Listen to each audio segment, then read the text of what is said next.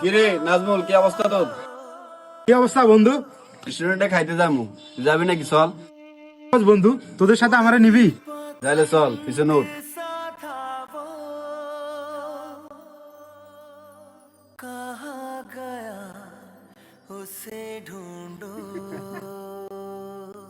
আমার ফকির নেই, আমগুলো রেস্টুরেন্টে খাইতে যাবো।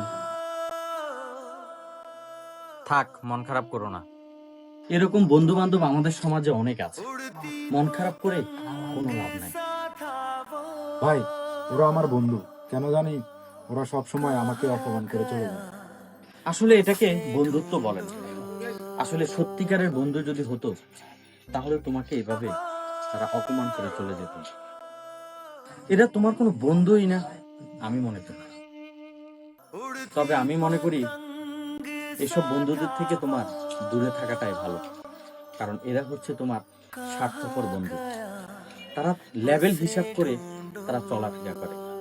বন্ধুত্বের ভিতরে কখনো লেভেল থাকতে হয় না।